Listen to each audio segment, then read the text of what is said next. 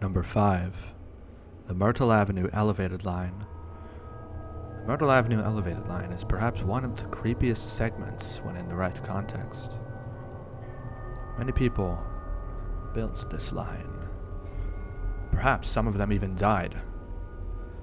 However, those who built this had their work disrespected when the city decided that it was no longer needed, and it tore it down, leaving a shell of its former self.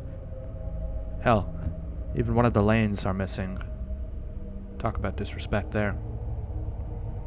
The train descends to the last stop, Middle Village, Metropolitan Avenue. You think you're going underground, as it's so dark. Where else could you be? You couldn't be elevated anymore. You would see buildings. No, you're not underground. And you're not elevated. This is a ground level station. Not elevated, raised above what walks the night. Not beneath it either, protected by turnstiles. Maybe, just maybe. No. All that stands between you and a massive cemetery halfway surrounding the station and the forest, the woods, are a thin fence. And those buried there might just be upset because that train torments them every time it rolls in.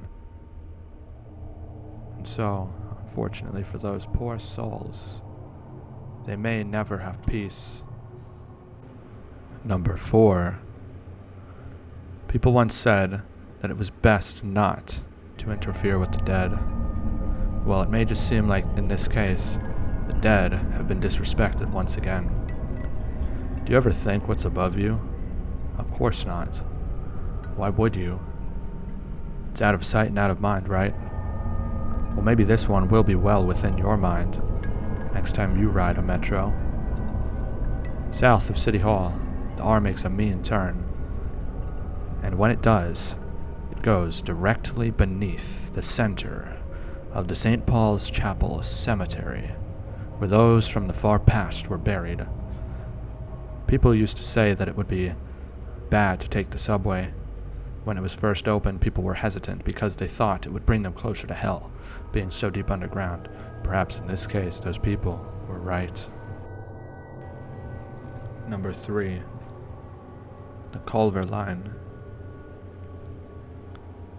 It starts out underground. Maybe not so bad. But even the underground world can be creepy, with the architecture of the I&D, creating its stations reminiscent of dungeons. But I think what it is when it comes outside, after departing Church Avenue, climbing up to the old rusty elevated structure. It was never meant to last this long. As trains arrive at every station, stations feel like they are falling apart as they shake as if there's an earthquake. Or maybe it's the buildings feeling like they're stuck in the 1800s. Maybe it's the state of urban decay that this avenue is in, going on for miles. Don't you think that at some point it would get better, but it doesn't. It just doesn't. Auto repair shops. Decay everywhere. The train itself even has a station situated right in the center of a massive cemetery. Graffiti-covered buildings line the Culver Elevated, and it haunts McDonald Avenue. Number 2. The E Line. Starting out in the far east portions of Queens, the E train on its own in Queens is not so creepy, for it's when you arrive in Manhattan that things take a more sinister turn, a reminder of a tragedy at every station. The doors open. This E train is bound for World Trade Center. I guess the towers weren't the only thing that terminate there to this day. Every time it stops, it reminds people of the past, past tragedy that is unforgettable, one of the world's great tragedies. No other train announces that stop as World Trade Center. Not in service, at least.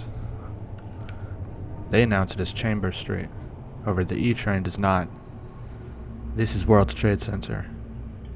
You exit the train. Something immediately feels off about the area. How couldn't it? There used to be two giant towers situated just off your gaze. You exit next to a cemetery, Trinity Church, and off in the distance, you see the memorials. This whole neighborhood is a tomb and a memorial.